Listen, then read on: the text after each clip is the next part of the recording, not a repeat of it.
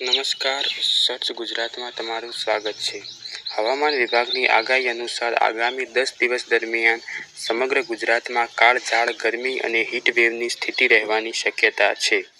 ઉનાળાની આ ગરમીમાં સુરક્ષિત રહેવા માટેની સંપૂર્ણ માર્ગદર્શિકા આ વિડીયોમાં રજૂ કરવામાં આવી છે। તમારી અને તમારા પરિવારની સુરક્ષા માટે આ માહિતી ધ્યાનથી જુઓ। હીટવેવ દરમિયાન આરોગ્ય જાળવવા માટે નીચે મુજબની બાબતોનું પાલન કરવું અનિવાર્ય છે। તરસ ન લાગે તો પણ વારંવાર પાણી પીતા રહેવું જોઈએ।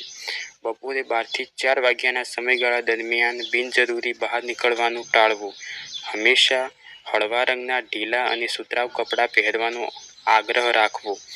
શરીરમાં પ્રવાહીનું પ્રમાણ જાળવવા ORS, લસ્સી, છાશ અને લીંબુ પાણીનો નિયમિત ઉપયોગ કરવો।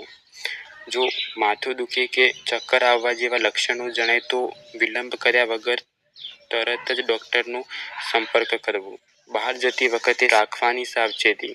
જો અનિવાર્ય સંજોગોમાં બહાર જવું પડે તો આ સુરક્ષા નિયમો અનુસરો। માથાને છત્રી, ટોપી કે રૂમાલ વડે વ્યવસ્થિત ઢાંકીને રાખવું। આંખોના રક્ષણ માટે સનગ્લાસનો ઉપયોગ કરવો।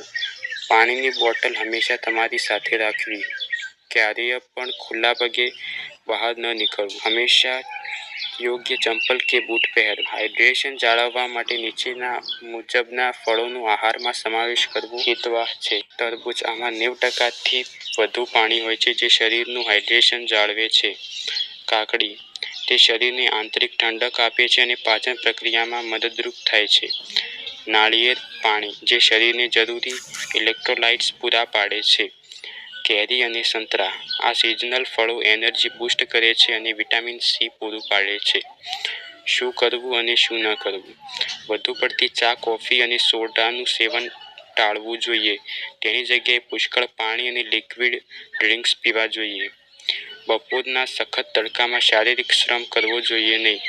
છાયામાં અને ઠંડી જગ્યાએ રહેવાનો આગ્રહ રાખવો જોઈએ। પચવામાં ભારે અને વાસી ખોરાક લેવાનું ટાળવું જોઈએ, તેમજ તાજો અને પચવામાં હળવો જે ખોરાક હોય છે તેનું સેવન કરવું જોઈએ।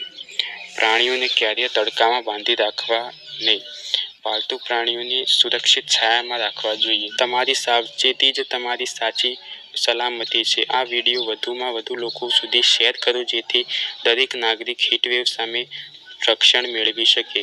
ગુજરાતના હવામાન અને અન્ય સરકારી યોજનાઓની સચોટ માહિતી માટે સર્ચ ગુજરાત ચેનલને સબસ્ક્રાઇબ કરો।